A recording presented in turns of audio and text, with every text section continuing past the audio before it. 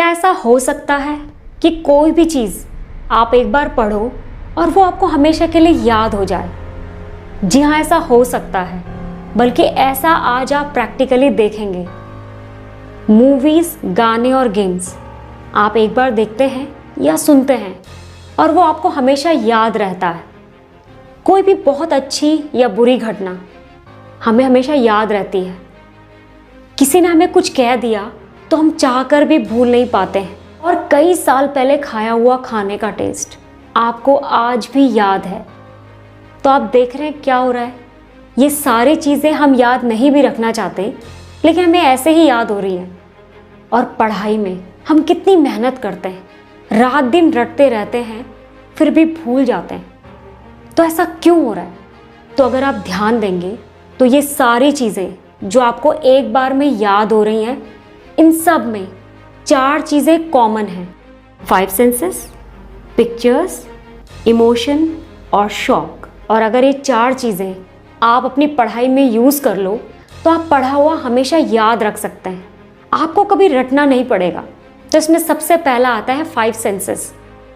तो जैसे खाने का टेस्ट आपको आज भी याद है, तो ऐसा क्यों हो रहा है?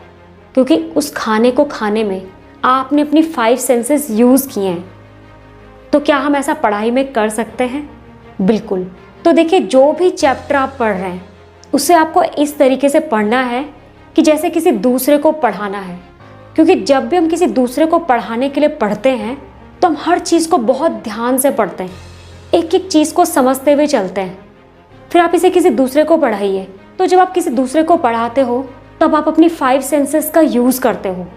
आंखों से देखते हो, कानों से सुनते हो, मुंह से बोलते हो और लिखने के लिए हाथों का भी यूज़ करते हो।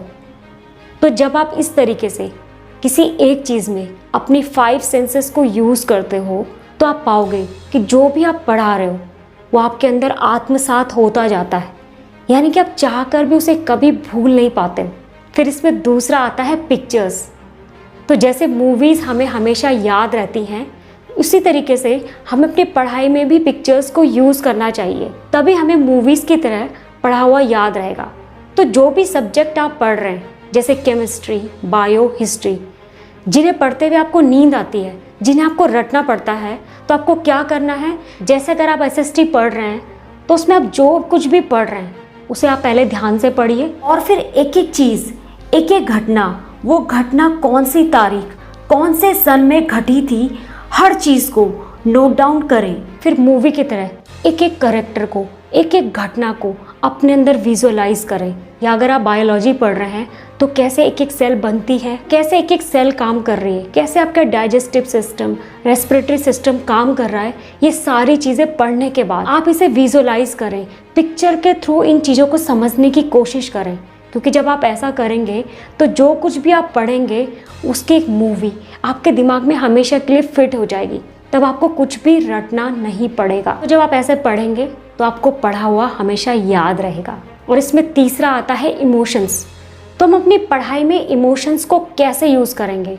तो जैसे दूसरों की बोली गई बातें हमारे इमोशंस को ट्रिगर करती हैं, हमें अंदर तक हिला देती हैं, झकझोर देती हैं, बिल्कुल हमें ऐसा ही करना है। हमें अपनी पढ़ाई को इमोशन से जोड़ना है। तो सबसे पहले आपको ये जानना है कि आप क्यों पढ़ रहे हैं, आप क्या करना चाहते हैं।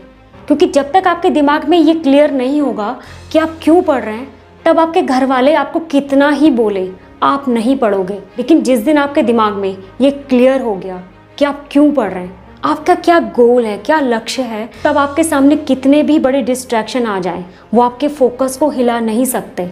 इसलिए आज ही ढूंढिए कि आप क्यों पढ़ रहे हैं, आपको क्या करना है, तभी आप जो पढ़ेंगे वो आपको हमेशा याद रहेगा।